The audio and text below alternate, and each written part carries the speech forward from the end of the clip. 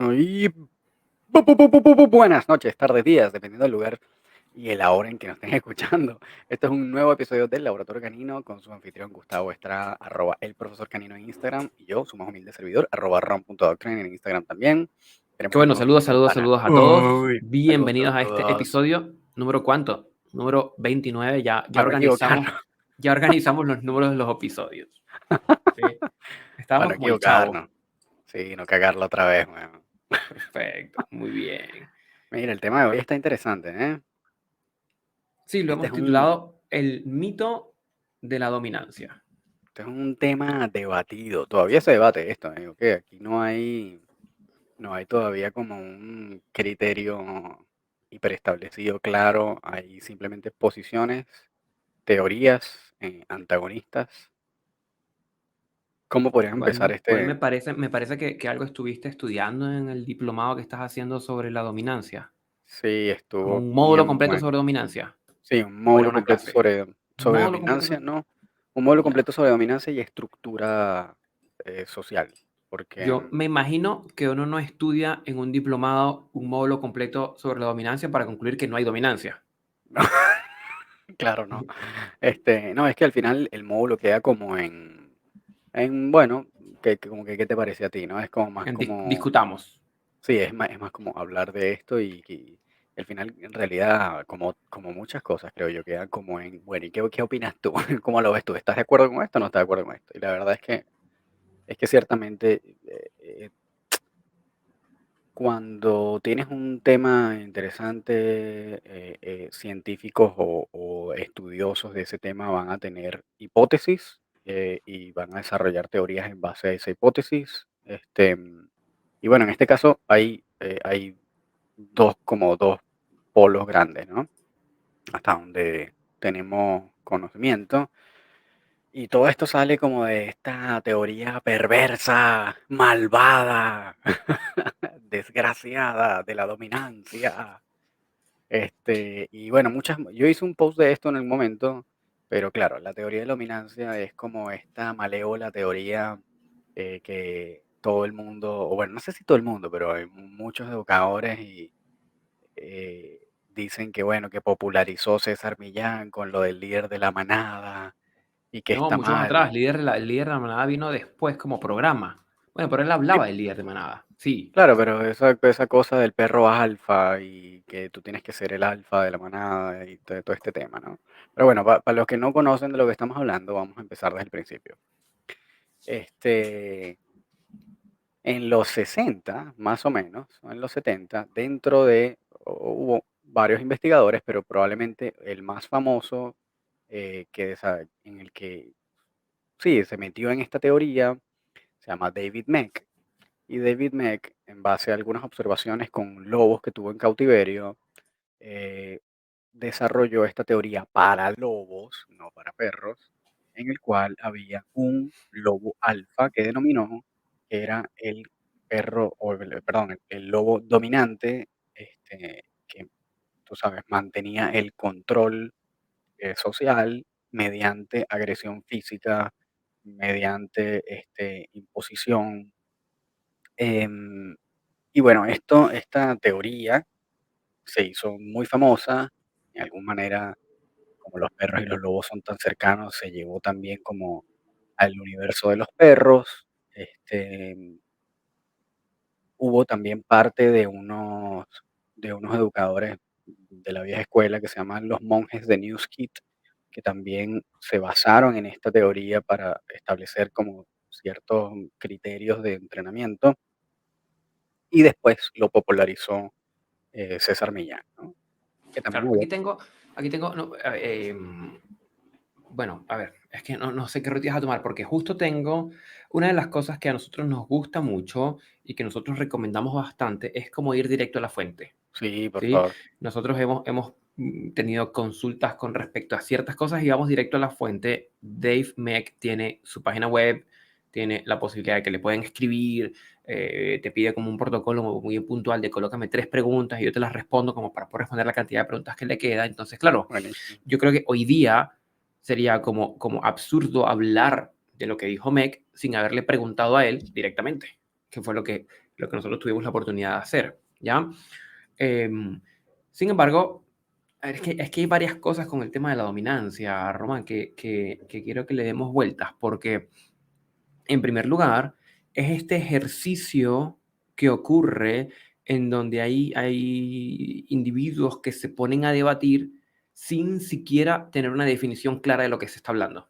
Oh, está buenísimo eso, sí. ¿Sí? Es como cuando decimos la humanización. Yo lanzo esto en mi curso de educadores, les pregunto, ¿la humanización es buena o mala? Y empiezan a caerse a golpes para luego concluir, oye, pero espérate, definamos ¿De qué qué estamos es la hablando? humanización y definido bajo este concepto, Claro, a todos les hace sentido. ¿Ya? claro, Igual pasa lo mismo, se empieza a debatir de la dominancia y no se define lo que es la dominancia. sí, ¿Ya? Pero sí, evidentemente estaba como este concepto que termina, yo creo que lo hizo, como tú decías, como más popular César Millán. Sí, como sí, que fue es donde como como el, más se permeó en la cultura, claro, claro, ¿sí? Y lo que sí es importante es, igual lo vamos a retomar más adelante, seguramente vamos a hacer como una discusión circular de la misma página de Dave Meck, ¿ya? Que él pone acerca del concepto del lobo alfa, ¿sí? exacto, Él señala que el concepto del lobo alfa, estamos hablando de lobos, ¿ya? Está muy engranado en la cultura popular sobre el conocimiento del lobo.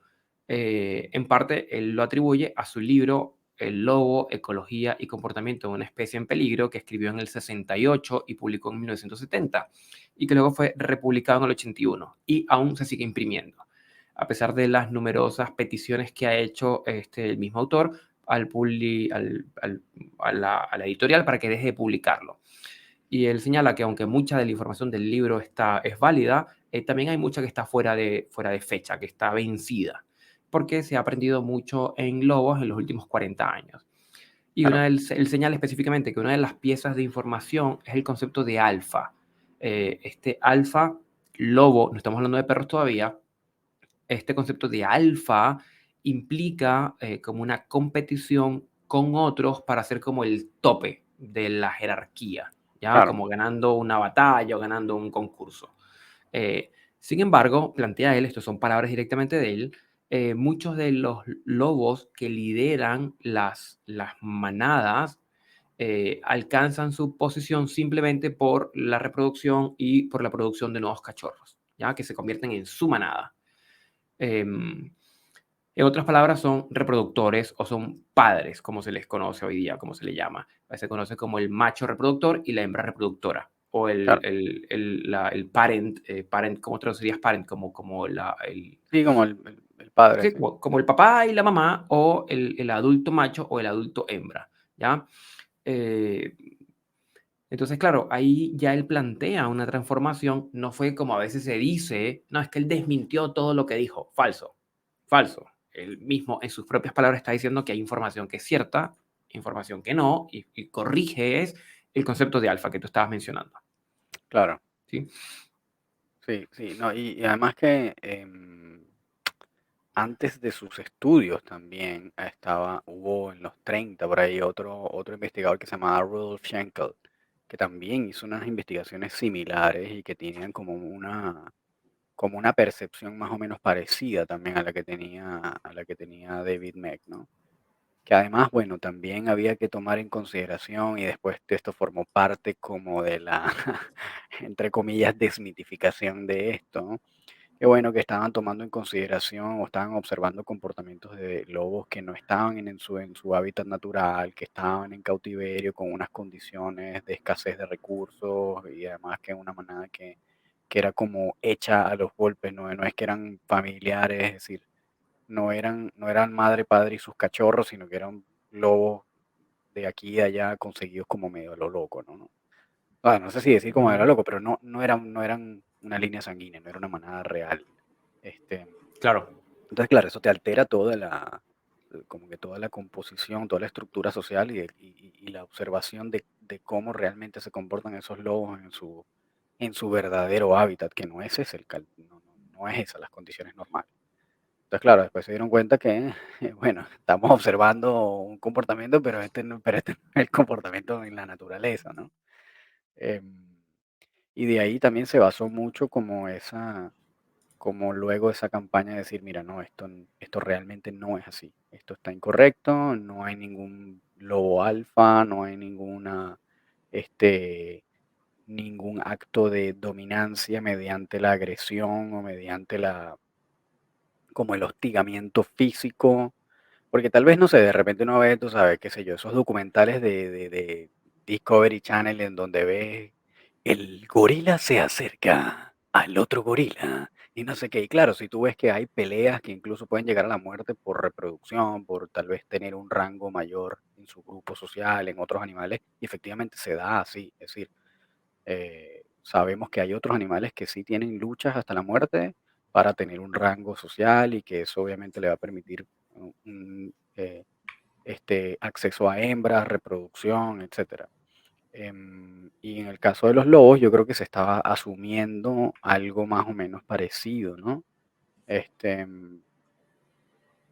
y después lo que pasó es que, claro, esto se llevó al territorio de los perros, ¿no? Y, bueno, estos tipos son parientes, entonces el comportamiento debe ser más o menos parecido, por lo tanto hay un perro también alfa, y entonces también después esa fue la traslación a los humanos. Bueno, si entonces tu perro vive contigo, tu humano, y él te considera la manada, es decir, tú y tu familia son la manada, entonces quien tiene que ser el perro alfa eres tú, humano, ¿no?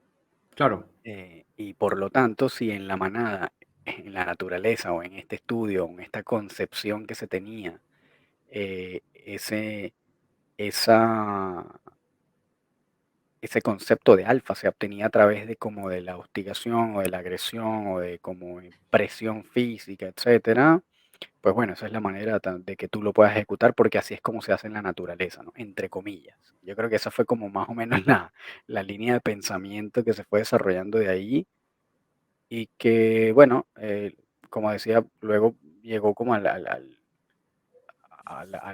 programa de César, que tampoco es que él lo definía como esto tampoco, ¿no? De hostigar o de tener agresión física o de nada por el estilo, ¿no? Yo creo que fue como mucho más depurado, muchísimo más depurado cuando llegó a él y cuando él empezó a popularizar esta percepción del comportamiento canino dentro de la familia. Y yo no sé si él hablaba en realidad de dominancia, sí, pero sí hablaba como de el alfa, ¿no? ujú, Em, y también en base a esto se desarrolló una técnica en algún punto que creo que, si no me equivoco, fueron los monjes de New Skid los que lo desarrollaron, esto del alfa roll, ¿no?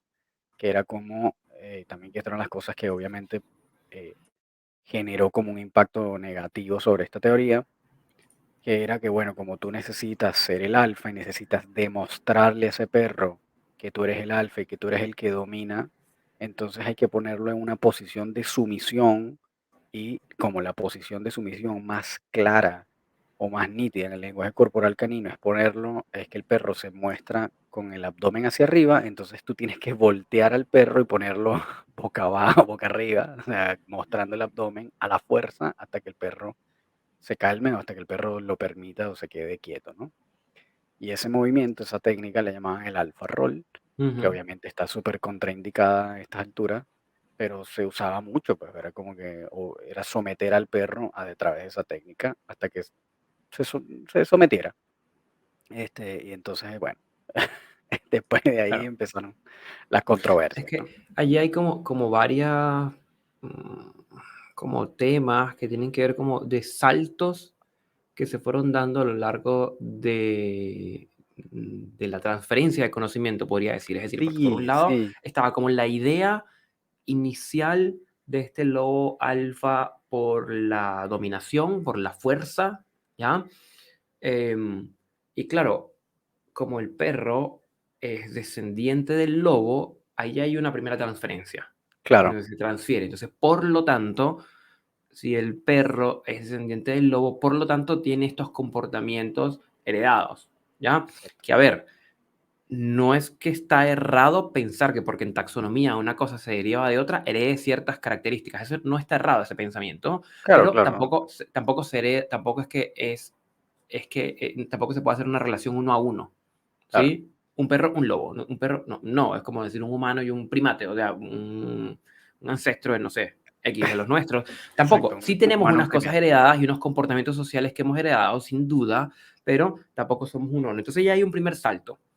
Y luego está el segundo salto que va del perro al humano, que como los perros Claro, tienen como estas características, entonces el humano debería tener estas características, ¿ya?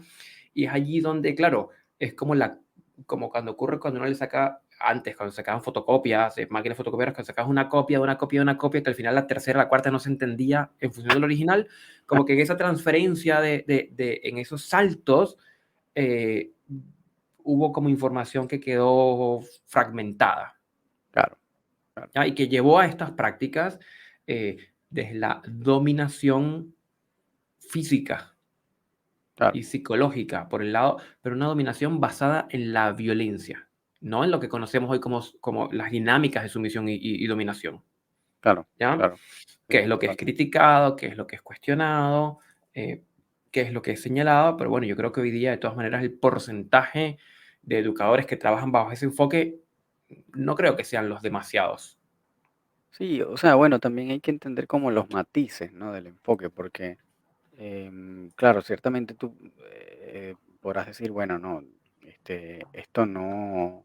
esto no está correcto desde el aspecto como etológico del comportamiento canino, o no está correcto desde la práctica del humano, porque, bueno, no es lo mismo un perro mascota que un perro asilvestrado o que un lobo. Ujú. Entonces, por lo tanto, no tiene sentido, ¿no? Eh, Sin embargo, hay también un pequeño debate en realmente qué tantos elementos de esa teoría sí existen o sí se mantienen o sí son más o menos transferibles a una familia humana, ¿no? Y ahí entonces es donde empezamos a ver el debate, la depuración del concepto de dominancia desde el aspecto científico o etológico del comportamiento canino. Y que bueno, efectivamente hay científicos y hay teóricos o académicos que sí postulan que efectivamente hay un factor de dominancia dentro de la estructura social de los perros y que sí hay una estructura de manada en el perro, ¿sí?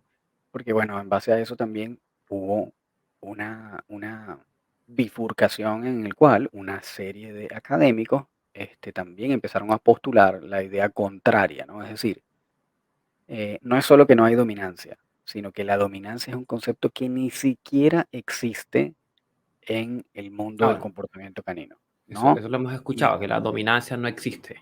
claro, Pero no, lamentablemente, porque uno diga que algo no existe, no es que deja de existir, como el COVID. Sí, el COVID es claro, un invento, exacto. porque piense que es un invento no va a hacer que deje de existir. Exacto, exactamente. Entonces, claro, no es solo que no existe, sino que además también postulan que, bueno, pero es que el perro em, no existe la dominancia porque además la estructura de verdad de comportamiento social de los perros no es de manada, ¿ok? Y aquí entramos entonces en ese otro universo que también es una postulación teórica, es interesante igual. Es bien interesante, que dice que no, que los perros no tienen una estructura de manada, sino tienen una estructura distinta que estos postulantes, ya vamos a hablar un poco más en detalle, le llaman el SOS, o es como, es como una estructura en el cual, bueno, los perros no, realmente no hay un guía o no hay varios guías, sino que es una condición más como en el cual van y vienen, en el cual más bien son como unos amigos medio lineal, medio horizontal con el comportamiento, como la configuración, no hay uno arriba, uno abajo que va como liderando nada, sino que son como unos amigos, unos partners que van y vienen, que se encuentran y que más bien desean tener como compromisos entre ellos, más que dominación o control sobre el resto. Bueno, eso es otra teoría interesante que obviamente va de la mano de esta cosa de no hay dominancia. Pero bueno, Claro, vamos a ir desglosándola. Entonces, en el primer postulado de que, bueno, tampoco es que no es lo que mencionaba David Meck necesariamente, o esto es para lobos, pero sí hubo una serie de académicos que entonces todavía sostienen que efectivamente la dominancia existe. Em, y bueno, dentro de ese grupo hay una cantidad de académicos importantes como James Serpell, como el doctor Frank Beach. Ujú. Hubo también unos académicos importantes en la época de los 60 y los 70 que se llaman Scott and Fuller, que también desarrollaron un estudio larguísimo que tiene todos unos resultados que hasta ahora creo que son el estudio de los estudios más largos que se ha hecho de comportamiento, de observación de comportamiento canino, el doctor Bruce Fogel y bueno, por supuesto, nada más y nada menos que Roger Abrantes, ¿no? Que también lo hemos mencionado Claro, no puede quedar por fuera, Roger. durísimo y bueno, yo creo que además es uno de los que académicamente tiene como uno de los conceptos más precisos y como más acertados eh, sobre qué es la dominancia. Y entramos a lo que tú estás diciendo, Gustavo, ¿no? De definir bien cuál es el concepto, ¿no? Porque eso también es importante.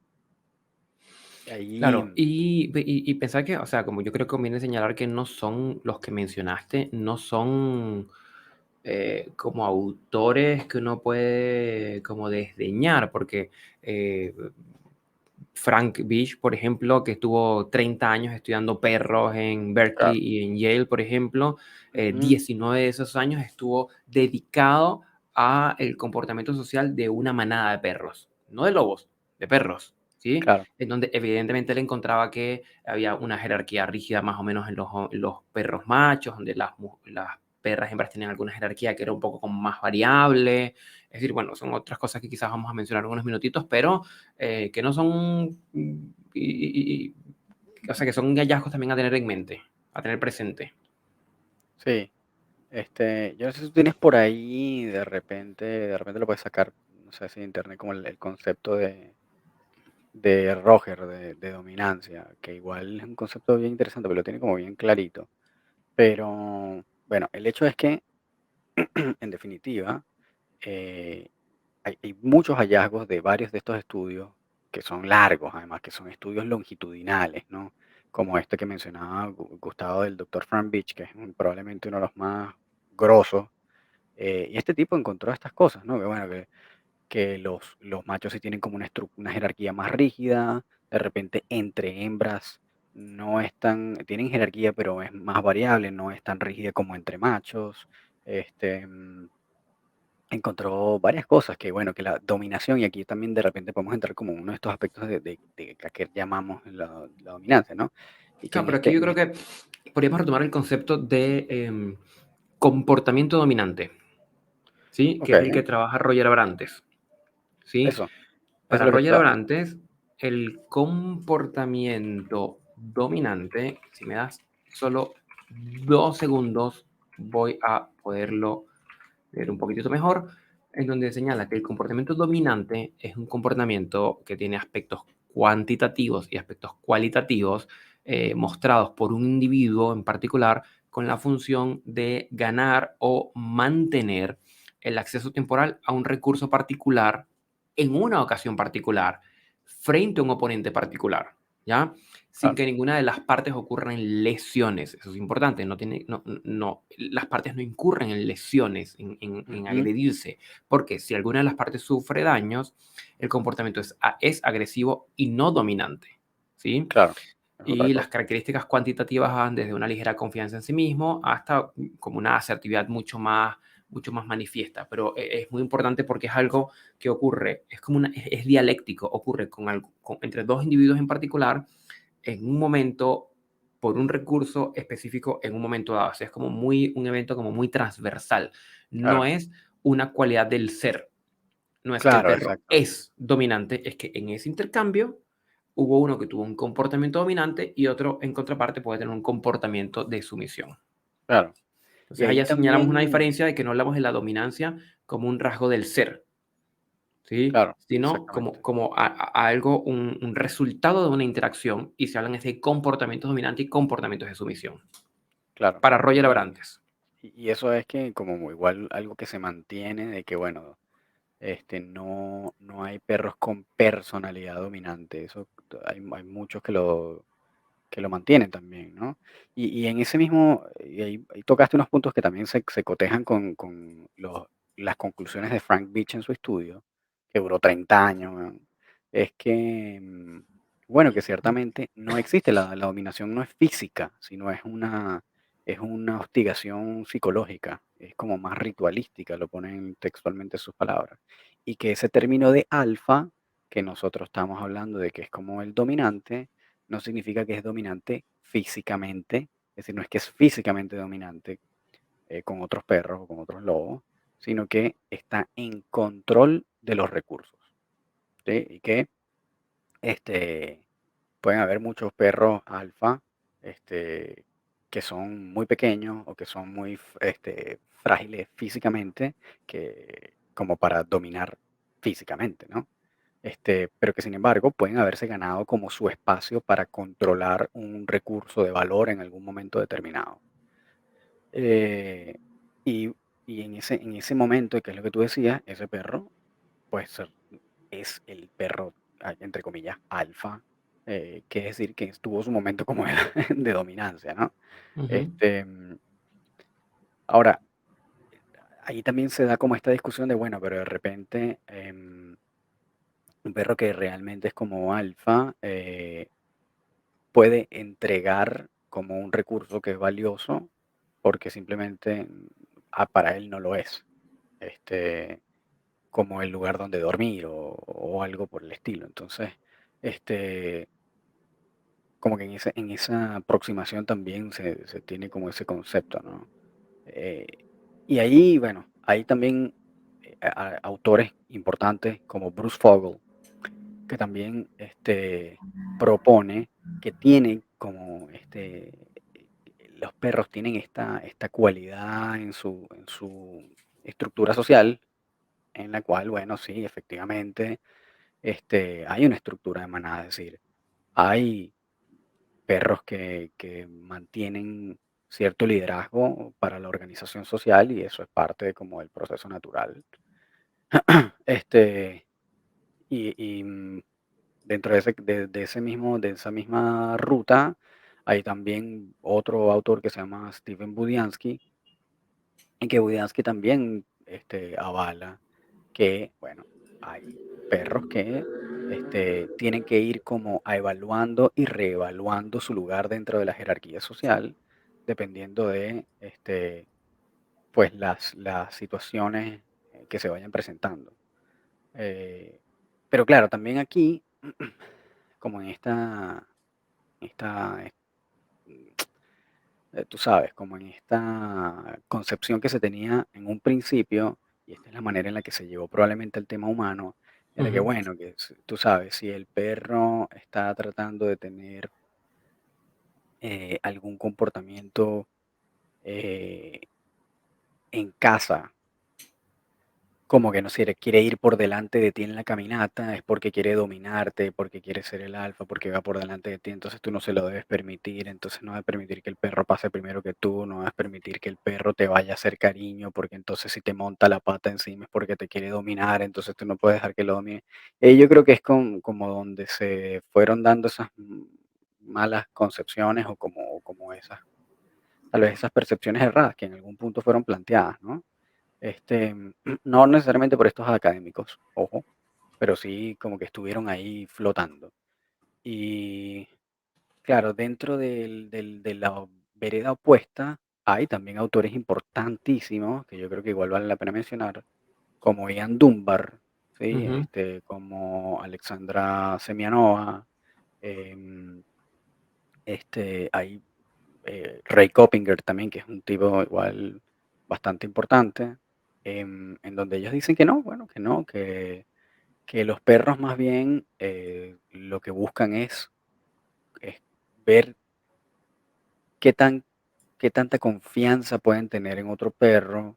Entonces, que cuando un perro tal vez em, se intenta acercar a otro, o intenta tener un comportamiento de interacción, es porque está está tratando de ver qué tanta confianza y qué tanto compromiso puede tener con ese otro perro, y entonces se van dando como esas relaciones de confianza y que realmente la dominancia no es como algo que esté presente y que usualmente si se dan comportamientos agresivos o comportamientos como, bueno, de control, tiene que ver con que uno de esos perros más bien tiene miedo o está inseguro y no logra confiar en ese otro perro. Entonces, como no Claro, logro confiar y como no logro y- como manejar o entender esta relación, entonces agredo por inseguridad. Entonces, para claro. ellos, toda su teoría está basada en que, bueno, que no, que la cosa es más bien tiene que ver con un tema de inseguridad y con un tema de, este, como de confianza en el otro. Y ahí Claro. entonces ¿sabes? Ujú. Como va a esta percepción de que los perros no viajan en manada porque no los guían nadie, sino que son como unos, lo que volvía al término que hablaba antes, que era el SOS, que es un Self-Organizing System, que es como un sistema de organización, de autoorganización, en el cual no hay una figura de autoridad, sino que cada uno se va apoyando en el otro de acuerdo a la seguridad y el bienestar que sientan en el otro por cada participante. No hay una jerarquía, no hay un rango de ningún tipo, sino que hay balances entre ellos que van variando en el camino. Eh, y aquí también se da como, y ahí sujeta ese punto, Gustavo, que iba a mencionar, Ujú. manténlo ahí, porque bueno, lo último que iba a mencionar, para darte el pase a eso, es que aquí también se da una opinión bien, esta es bien controversial también y como bien debatida, que es que, bueno, tú dices, cuando un perro eh, demuestra señales de calma o está tratando de aplacar al otro, ¿qué decimos? Que ese perro es más inseguro y entiende que tiene un rango menor en esa jerarquía y por lo tanto demuestra respeto a esa figura de autoridad, que en este caso es el perro que más bien se mantiene quieto, que no responde al lamido o que no o que, tú sabes, no hace ningún tipo de comportamiento de respuesta, sino que se queda más bien como recibiendo ese, esas señales de sumisión o lo contrario, ¿no? Que es lo que más o menos proponen este otro grupo de académicos que dicen, bueno, no, al contrario, el perro que demuestra señales de calma o señales de sumisión es porque es un perro que está más seguro y como está más seguro, entonces demuestra sumisión a otro que no lo está porque entienden que ese perro no tiene la confianza ni la seguridad para que entonces ese perro se sienta más relajado y más tranquilo y pueda confiar. Entonces al final es como una cosa de aparentar sumisión para relajar al otro, para que se sienta más cómodo. Y por lo tanto es Ujú. un perro que en realidad es más seguro y más valiente. Entonces, bueno, tal vez como el cuento, es como un cuento medio complejo me parece a mí, pero bueno, es una postura que tal vez podría tener sus aristas ciertas, a todas estas, esto todavía está en debate. Y bueno, tienes la versión más literal, no dice, no, un perro que muestra señales de sumisión es porque simplemente entiende que ese es su rango y que está más inseguro y entiende que hay un perro que tiene mayor eh, control o mayor fuerza por delante de él. Entonces está como la versión literal de lo que vemos y la versión como un poco más de aparentar. No sé cómo lo ves tú y lo que querías mencionar, que lo tenías ahí aguantado. No, que creo que definitivamente, si en algún lugar podemos marcar una diferencia, es que los comportamientos de dominancia no son agresión. No, Es para decir, la nada. agresión es de otro orden, Sí. ¿sí? O sea, ¿Qué es lo que, pueden qué es lo algunas que señala? señales como de ¿Qué es lo que pero señala no Abrantes? Pero pues ya cuando hay lesiones, cuando ya hay daño al otro, ya es una respuesta agresiva, claro, claro, es ¿sí? otra naturaleza, sí. Entonces quizás lo que se hizo al inicio es que se confundía los comportamientos de dominancia con la agresión, ¿ya? Claro, Y es allí donde surge una serie de mitos. Yo tengo aquí y creo que revisemos quizás rápidamente como de Deborah Horwitz y de Gary Landsberg, que tiene un artículo muy interesante sobre la dominancia, en lo que significa ser el líder de la manada, el alfa, etcétera. Y lo que quiero es que, como para poder como entregar algo que sí, o sea, es decir, para quienes nos escuchen, que no se quede también con la dialéctica, sino que también se claro. puedan llevar algo como más más en el bolsillo, ya que tiene que ver con los mitos, ¿sí? Ujú. Con los mitos, basados en el modelo de dominancia como más tradicional. Ya sabemos que esto tiene unas mutaciones, pero en fin. ¿Dónde está el mito número uno? Que hemos escuchado nosotros en Educación Canina, y yo quizás en algún momento lo escuché cuando yo empecé a formarme hace unos años atrás, en donde, por ejemplo, mito número uno, no dejar que el perro vaya delante de nosotros, ¿sí? En el paseo. Si va por delante de nosotros en el paseo, pues nos pasará por encima en las demás áreas de la relación. Un perro que nos puede caminar delante, o que no pase la puerta delante, que no pase la puerta primero. ¿Ya? Y evidentemente es un mito porque en realidad los perros pueden tirar de la correa por diversas razones. Por el deseo de jugar, por explorar, por investigar, por acercarse a otros y ser sociales, ¿ya? Y eso se convierte, que es lo que nosotros vemos con mayor frecuencia, en un comportamiento aprendido que se autorrecompensa, ¿sí? Se vuelca sobre sí mismo y se recompensa. Exacto. Eh, y bueno, igual un perro puede tironear, por ejemplo, para salir de una situación que le incomode. Ya no necesariamente, o sea, no significa que eso tenga que ver con la dominancia en el sentido tradicional, como lo hemos estado escuchando. ¿Ya? Mito número dos, y todo esto, bueno, nos recuerda como estos adiestradores como más tradicionales, que un perro cansado es un buen perro, donde las indicaciones son haz ejercicio y que corra y que se canse, porque un perro cansado es un perro bueno o un perro feliz, y no necesariamente, sabemos que eso no es así, ¿ya? Sabemos que bien es cierto satisfacer las necesidades de ejercicio y de comportamiento como específicas del perro y de la raza, con diversas actividades de enriquecimiento, enriquecimiento cognitivo, enriquecimiento físico, todo lo que tiene que ver con enriquecimiento ambiental, pero no necesariamente hacer que el perro corra hasta que quede extremadamente cansado y por lo tanto es un perro feliz. Claro, claro. Que lo escuchamos, yo hasta el día de hoy lo escucho. Todavía sí, ¿Sí? sí se ve. Y no, entonces mi perro hace X cosa, entonces la recomendación es haz un juego y que corra y que muerda y que se canse. Y pues Ujú. claro, evidentemente un perro cansado no da problemas, pero porque está tirado en la cama recuperándose, Claro. ¿sí? Y sin Durmiendo embargo, hay nomás. unos que se recuperan rápido porque después desarrollan resistencia. Claro, va generando una resistencia cardiovascular sin duda.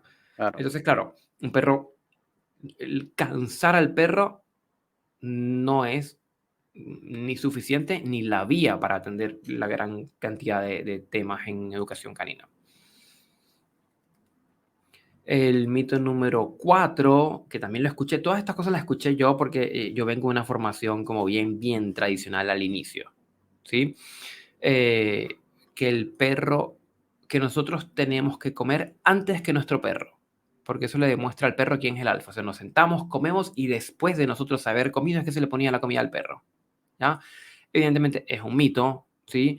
Porque los perros asocian la llegada, la recompensa de comida con los eventos que ocurrieron inmediatamente después, que es la lógica del reforzador. Le entrego comida porque eso hace que se consolide el comportamiento previo y que no tiene nada que ver con si el tutor o los dueños o los propietarios comen primero o comen después. Como que eso es más mito que otra cosa, ¿sí? Y cinco no, cuatro, perdón, no permitir que los perros suban a los muebles o a la cama, porque si permitimos que el perro esté al mismo nivel que nosotros, estamos elevando el estatus y rebajando el nuestro, ¿ya? Y bueno, lo que se sabe es que ni los perros ni los lobos utilizan posiciones elevadas para inferir un significado social, como que los posibles temas de una jerarquía dentro de la manada vienen dadas por otras cosas, por comportamientos, por estos comportamientos de señales de calma, estas otras series, perdón, de formas de comunicarse, pero no por posiciones elevadas. ¿Sí? Es esto, y esto se retroalimenta en, no sé, la primera imagen que me vino es el Rey León, ¿sí? Parado en la punta del risco de la montaña, con el pecho afuera sobre todos los demás, y que, bueno, aparentemente Ja. ni los perros ni los lobos utilizan estas posiciones elevadas para inferir un significado social, ¿ya? Claro. Entonces, bien es cierto que para colocar cierta estructura en ciertas dinámicas, en algunos perros, de pronto conviene que quizás no estén encima de nosotros o que no estén en la cama, pero es caso por caso. No es una regla Claro, general de que los perros no deberían tener posiciones elevadas porque entonces eso es dominancia y bla, bla, bla, y sabemos que todo eso es mito. Entonces, claro. quizás como con estas cuatro ideas y agrego una última, como entender que son mitos y siguen vigentes, se heredan todavía, lo seguimos escuchando aún. Otro señalaba el último, que señalan estos autores, si establecemos contacto visual con el perro, es el perro el que tiene que desviar la mirada primero, como si esto fuera una suerte de competencia a nivel visual para demostrar quién es el que más manda, ¿sí? Y todo lo contrario, muchos de nosotros trabajamos enseñarle al perro que nos mire cuando se lo pedimos. Lo trabajamos como un comportamiento, un mírame, ¿ya? Y ahí entra toda otra lógica, que se la podemos hablar después, inclusive con algún invitado, de toda la lógica de los desarrollos de la antrozoología y los bucles de oxitocina y cómo el potenciar el contacto visual con los perros es súper bueno para prepararlos para el contacto prosocial, en fin, pero eso es como arena a otro costal. Ah, pero estaría Em, bueno profundizar en esas cosas también, estaría buenísimo. sí, sin duda, yo creo que por ahí tenemos quizás un par de invitados que podríamos como convocar para esto, Sí, estaría ¿sí? bueno. Entonces, estas 5 cosas son mitos heredados de los modelos de dominancia tradicional. ¿Sí? Pero sería interesante, Román, de estos otros autores, que sí hablan de estructura, que sí hablan de cierta jerarquía, ¿qué tienes por ahí de cómo se establecen estas jerarquías o cómo operan estas jerarquías en los perros, los estudios que se han hecho ya, pero en perros?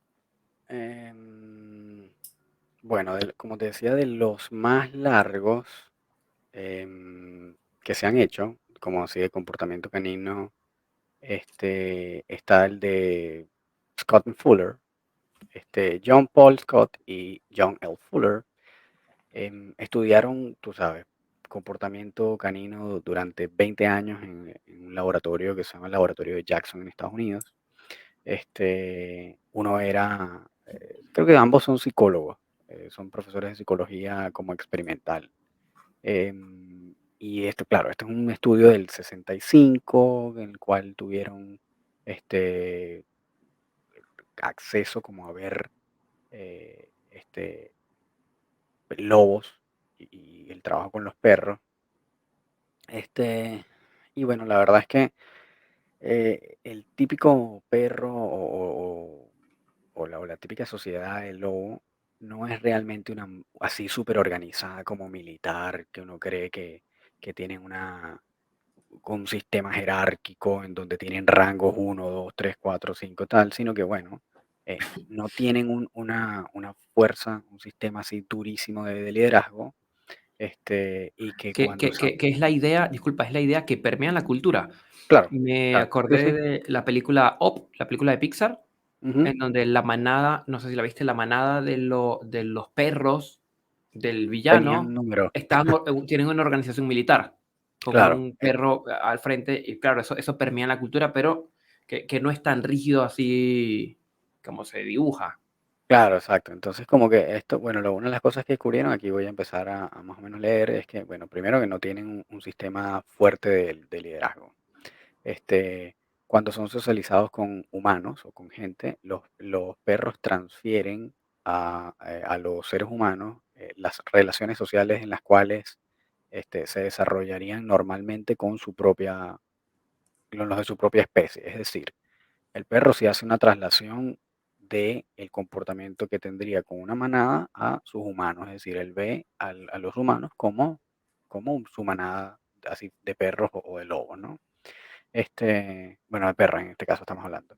Ujú. Em, los perros no adquieren comportamientos humanos a través de esta asociación, es decir, por el mero hecho de que vean a los humanos como perros o como parte de su estructura social, tampoco significa que van a adquirir comportamientos humanos solamente por ese hecho. Pero sí desarrollan como algunos patrones de comportamiento que pueden asemejar algo parecido, ¿no? Este, mm, ¿Qué otra cosa podemos mencionar? Aquí ellos también igual mencionan que este, las novedades aparecen en el desarrollo de las relaciones entre perro y humano. En el momento en que las personas transfieren esa relación social a los perros como un intento de enseñarles, tú sabes, comportamientos humanos sociales al perro. Eh, y como resultado de esas relaciones, en las cuales no, en realidad no son ni una cosa ni la otra, porque cuando tú te relacionas con un perro, no es una relación estrictamente canina porque no es perro-perro, ni es Mm, estrictamente humana porque no es humano-humano. Entonces es una ujú, relación, tú sabes, como medio atípica, en donde tienes una relación realmente humano-perro, ¿sí? Y por lo tanto, no es estrictamente una organización social de ninguna de las dos.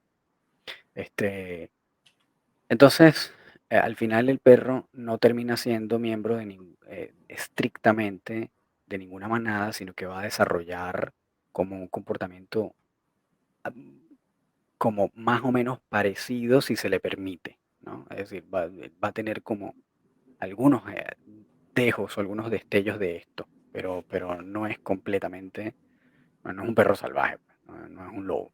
Em, entonces, bueno, hay un montón de cosas interesantes. Yo creo que ahí yo haría mucho el hincapié de que a los que les guste mucho el tema, lean los libros de Stephen Budiansky, de Bruce Fogel, o incluso traten de ver estos estudios de Frank Beach o de Scott and Fuller. Pero a mí una de las partes que también me parece más interesante es como las del otro lado, ¿no? Las ujú, de Ray Coppinger, o las que proponen Ana Semianova o incluso Ian Dunbar, que no es menor cosa. Entonces, por ejemplo, no sé, según Ian Dunbar, que antes sí, en el momento sí apoyó como, sí tenía como esta percepción de que habían perros dominantes. Fíjate lo que él dice. Ian Dunbar dice que hay 4 puntos en los cuales está incorrecta la teoría, ¿no? Dice que la estructura social de los perros em, está completamente explanada por una jerarquía de dominancia en la cual la batalla de ser el alfa ujú, y dominar al resto de la manada se da como de esa forma. Si no me equivoco, el concepto de dominancia antes, ¿no? Que los perros descienden de los lobos de la misma forma en la que se aplican entonces estos conceptos entre uno y otro, este, que los perros están tratando de dominarnos, obviamente dice que eso está incorrecto, y que una de las maneras de, de como establecer esta jerarquía es nosotros siendo dominantes de manera preventiva, ¿no? Eso es como las mismas, es muy parecido a lo que tú estás mencionando. Este, bueno, incluso dentro de dentro de estas posturas, Ania Semianova, que es una de estas también como de las importantes proponentes de esto, bueno, menciona que en este SOS, que es como la organización social como autogestionada, los perros no van a usar agresiones e interacciones sociales, sino que se van a limitar a señales como de calma para evitar hacer daño al otro, ¿no? Como lo principal es como enviar estas señales para justamente no tener que llegar a la agresión. Ella dice que bueno, que ellos van a respetar el espacio personal y no van a entrar sin permiso.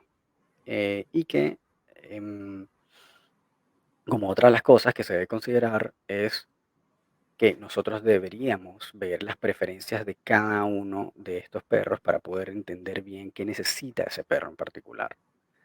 Em, entonces, bueno, no sé, yo creo que hay un montón de puntos que son como, bueno, incluso también dice que, por ejemplo, los perros no son cazadores, que los perros no son de orden cazador, sino que más bien son carroñeros y que el orden de los perros de subsistencia es buscar carroña y que por eso tú ves que en las urbes los perros no cazan, sino que simplemente buscan en la Claro, son basura, carroñeros, sí. piden Que puede haber sido comida. el efecto de la misma domesticación, que cuando el lobo dejó de cazar para convertirse en carroñero de la basura del humano, entre comillas, la basura del eh, humano, es que empieza como el proceso de domesticación.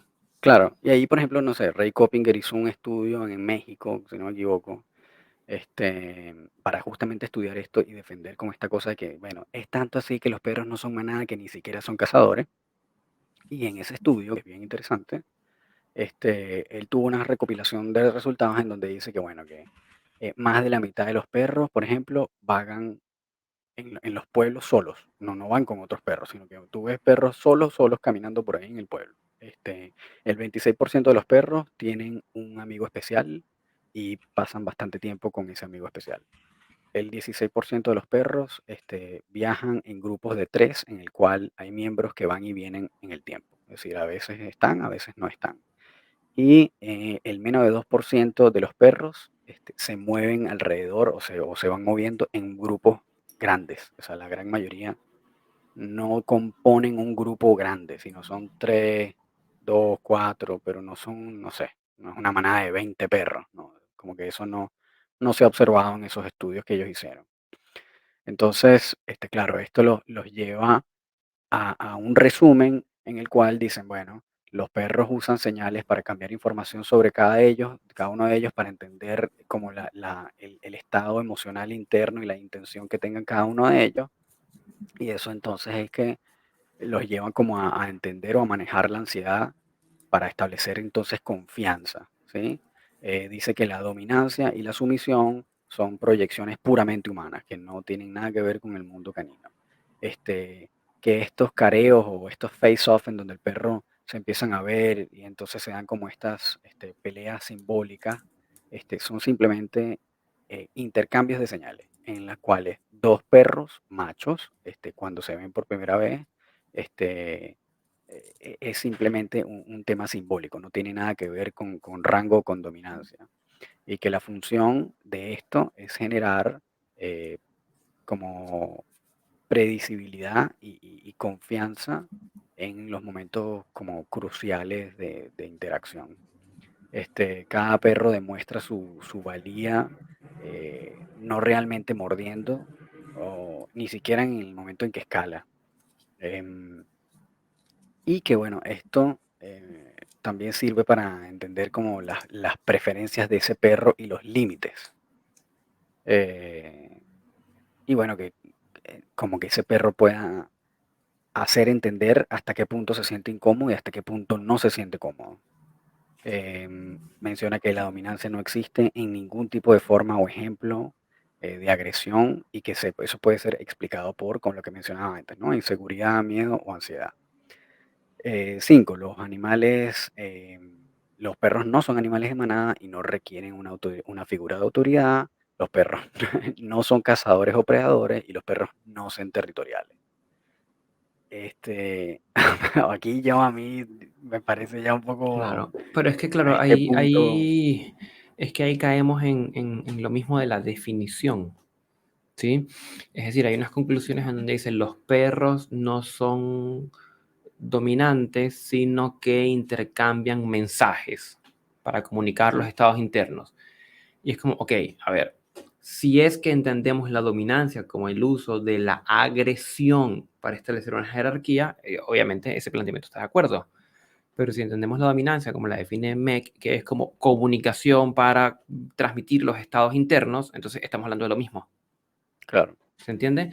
Entonces, sí, nuevamente, que es que caemos, ese es el gran problema que hay, creo yo, que es que no se define. Por ejemplo, este autor que tú estás mencionando compara o dice no es dominancia, pero ¿qué entiende por dominancia? sí. Porque no es lo mismo, no es lo mismo, no es lo mismo la dominancia que definió el mismo MEC hace 40 años que la que definió hace 20 años. Sí, ahí hay otro dato también importante, que es que, por ejemplo, no sé, cuando tú ves los perros que montan, ¿sí? Una de las hipótesis es que ese montaje tiene que ver con un comportamiento dominante en ese momento sobre el otro, sobre el que está siendo montado, ¿no? Entonces, una de esas como hipótesis o una de las respuestas que se tiene a ese comportamiento es que, bueno, el perro no necesariamente está siendo dominante, sino que está teniendo como una crisis de no saber cómo resolver dos estados, como dos decisiones, o no sabe cómo actuar socialmente en una situación de alta excitación, por ejemplo, o de arousal. Entonces, como el perro no tiene una respuesta clara, entonces monta, ¿sí? Pero usualmente estos comportamientos están relacionados con también con hormonas sexuales que tienen que ver, tú sabes, que el perro tenga hormonas sexuales activas. Entonces, una de las cosas que también se argumenta en contra y que dice que, bueno, que esta es una de las razones también por las cuales tú puedes explicar que sí hay dominancia, es que en cachorros muy pequeños, muy, muy pequeños, se puede ver monta como comportamiento. Y esa es una edad, obviamente, en la que no hay desarrollo hormonal todavía sexual. Por lo tanto, de las pocas explicaciones que tú le podrías dar a un comportamiento como ese, es que hay un cierto grado de dominancia en un comportamiento de ese tipo en un cachorro. Entonces tú dices, bueno, ok, sí, puede ser. Esto podría también reafirmar que probablemente eh, hay algún tipo de dominancia en los perros, como en su genética, es decir, como que en sus comportamientos sociales que vienen ya precargados genéticamente. Y eso también, bueno, es como, mm, sí, puede ser. A mí me parece que igual, o sea, decir que no existe la dominancia es raro, a mi parecer. Esto es muy personal. Esto todavía se está debatiendo, no hay ninguna verdad cierta.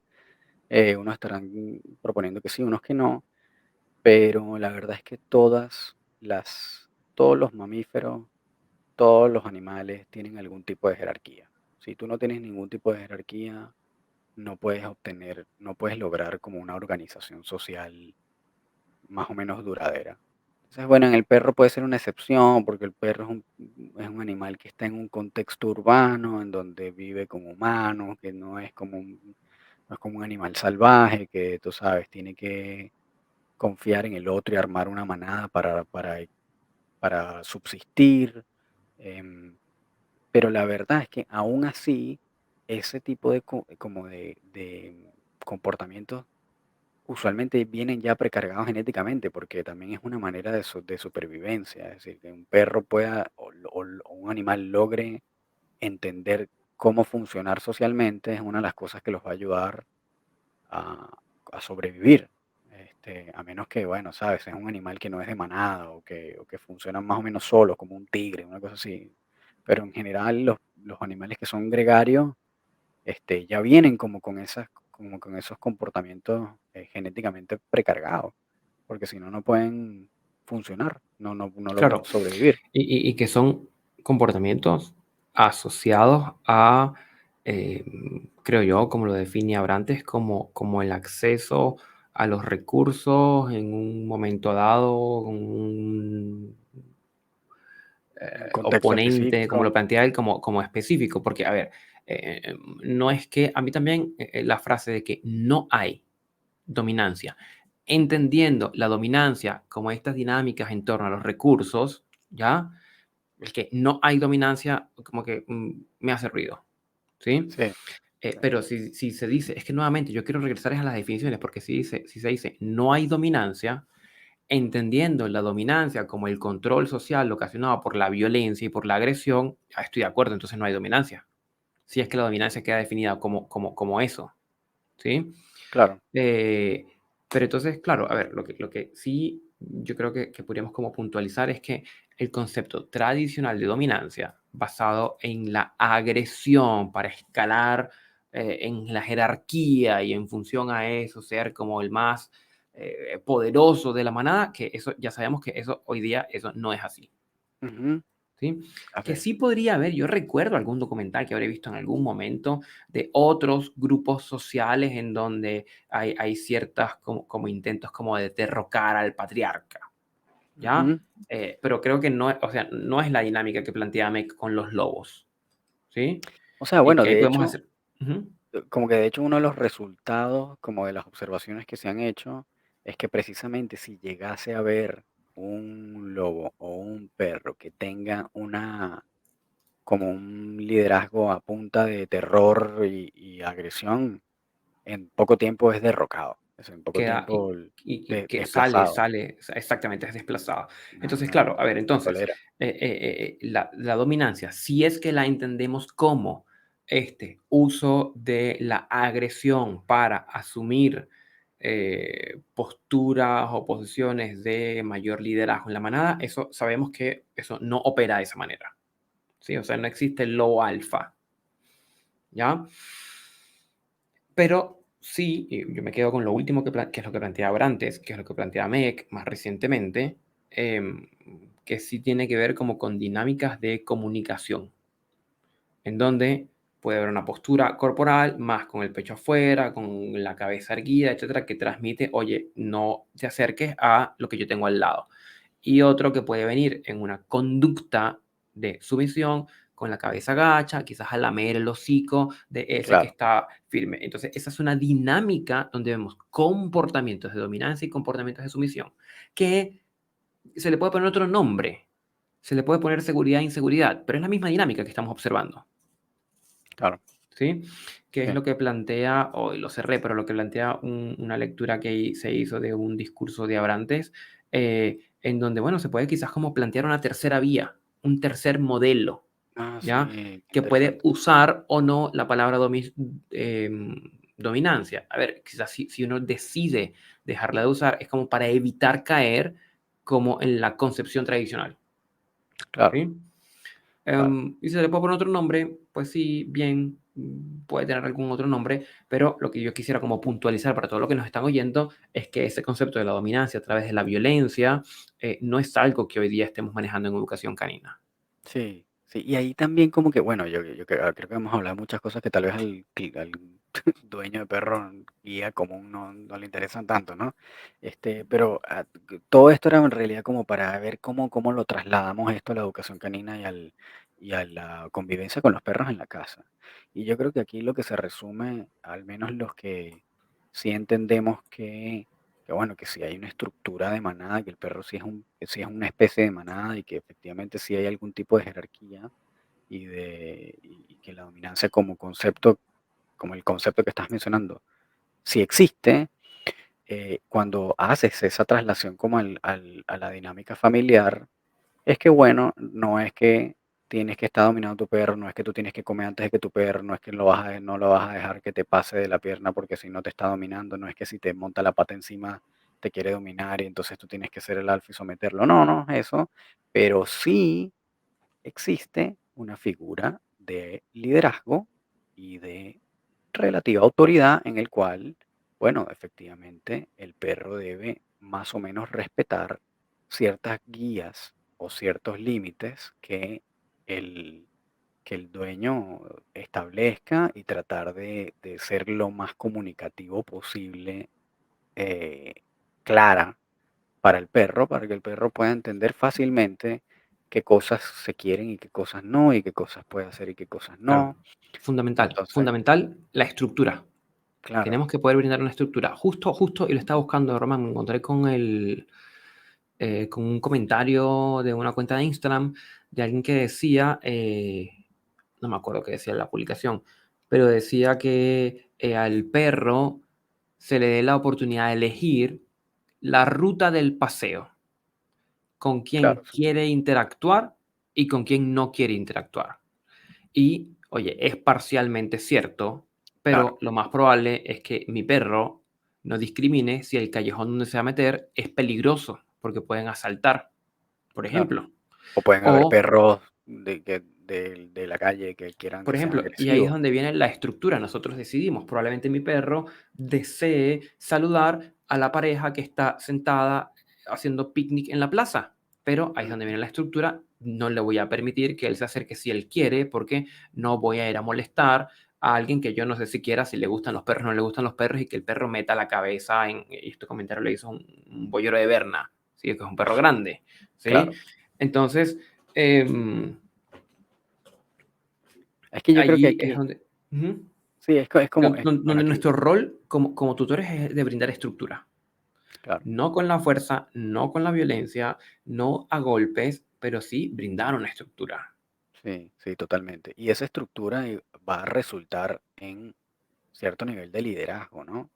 Y ese Sin liderazgo, duda. bueno, es uno en cual tú guías a tu perro a lo que es mejor para ambos, para ti y para él.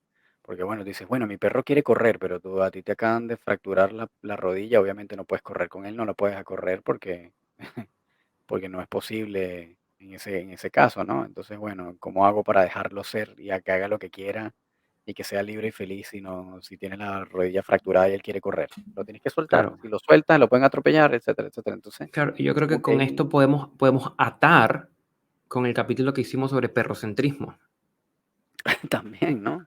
que no es Sí, una educación humanocéntrica, en donde es lo que el humano diga, como él diga, como todo eso tan rígido, porque quizás allí estaríamos, puede ser como alguna extrapolación, quizás ahí estaríamos montados sobre el modelo de dominancia completo, de que tiene que ser claro, sí, responder porque todo lo que yo someter le al diga, perro, ¿no? claro. Pero tampoco hacer un modelo perrocentrista en donde como la estructura no importa, como el liderazgo no existe, como no hay jerarquías, entonces ya que el perro haga lo que quiera, como Sí. quiera, cuando quiera y tampoco.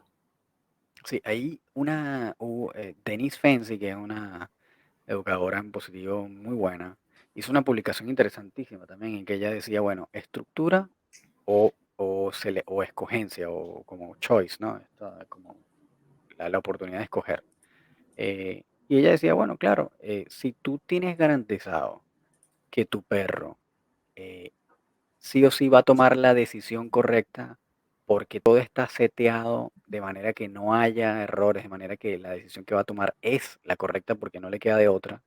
Ah, bueno, perfecto. Entonces, puedes darle la libertad de escoger lo que quiera. Ahora, si hay una probabilidad de que escoja una decisión incorrecta que puedas ir en detrimento de él o tuyo, pues obviamente en ese momento es mejor estructura. Es decir, tú defines las variables del manejo de la situación. Entonces, lo que tú decías, bueno, yo quiero que mi perro escoja la dirección del camino. Bueno, si yo sé que a la redonda no va a haber un bote de basura con un hueso de pollo colgando por ahí que mi perro se pueda comer y atragantar. Si yo sé que no hay perros agresivos ni hay gatos que lo puedan arañar o sacar un ojo, no sé qué. O que, bueno. Entonces ahí yo puedo darle la libertad y de escoger lo que quiera, ¿no? Pero si no es el caso, entonces tengo que ir guiándolo y tratando de ir tomando ciertas decisiones en las cuales cuando él tome la suya, no va a haber errores o va a haber una mínima posibilidad de riesgo muy baja, ¿no? Entonces, como eso, es como tratar de, volvemos a lo de siempre, ¿no? El balance. Ujú, Es como, yo creo que en estas cosas sí es importante como hacerle entender a la gente que, bueno, que si tienen que guiar a su perro, si tienen que, tampoco es que está completamente inválido esta figura de un líder, porque ciertamente el perro debería entender o debería más o menos eh, tratar de moverse dentro de de un contexto en donde tenga unas reglas claras, donde tenga un liderazgo claro, pero eso no significa que sea un draconiano autoritario en claro. donde yo le diga acuéstate y te acuestas ahí durante 10 minutos y si no lo haces entonces te hago un alfa roll y entonces te pego y qué sé yo. Este, no es eso, obviamente, ¿no? No es ser un autoritario draconiano, pero sí es tratar de, de proponerle o dejarle al perro como una guía de comportamiento de qué cosas están aceptadas y qué cosas no están aceptadas. Porque tú dices, bueno, en la naturaleza el perro, no sé, de repente está permitido olfatearse entre ellos el poto o el rabo, ¿no? Y está bien, ese es el comportamiento normal, pero de repente si se lo hace a tu visitante, pues socialmente no va a ser cómodo para los humanos.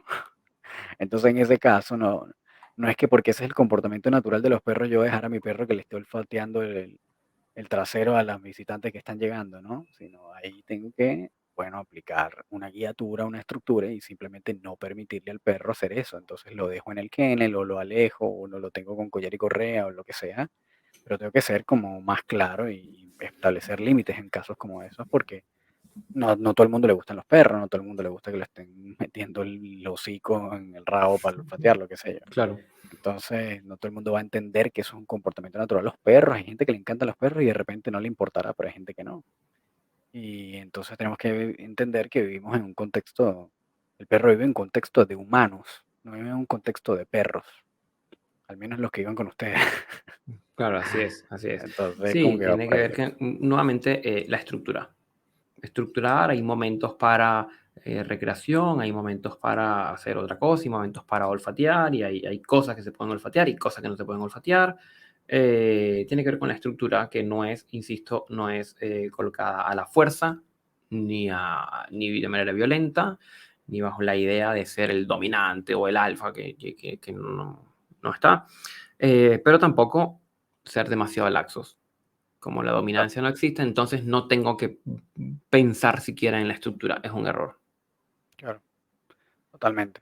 Bueno, yo creo que ya Pero estamos, bueno, hemos hablado muchísima, así muchísimo, es. muchísimo contenido, Así es, Román. ¿Qué así que tenemos entonces para estamos, a esta hora 10 que tenemos de podcast? sí, yo creo que ya estamos listos para un wrap up de este episodio. Así que bueno, Estoy de muchísimas acuerdo. gracias a todos por haber llegado hasta acá después de tanta ladera técnica y, y académica sobre la teoría de la dominancia. Gracias por haber llegado hasta acá. Esperamos que nos sigan en el próximo episodio. Recuerden que pueden escribirnos a nuestro correo electrónico laboratoriocanino.podcast@gmail.com si desean darnos alguna sugerencia, algún tema interesante que les interese, algún invitado, o nos pueden escribir a nuestro Instagram también, @laboratorio canino podcast, que también lo tenemos activo por ahí. Y si nos quieren escribir a nosotros directamente, lo pueden conseguir a Gustavo en @el profesor canino y a mí me pueden conseguir en @rom.dogtrainer. Así que bueno, muchísimas gracias por haber llegado hasta acá y Que nos estén vemos en el súper próximo bien. episodio. Chao, chao. Chao.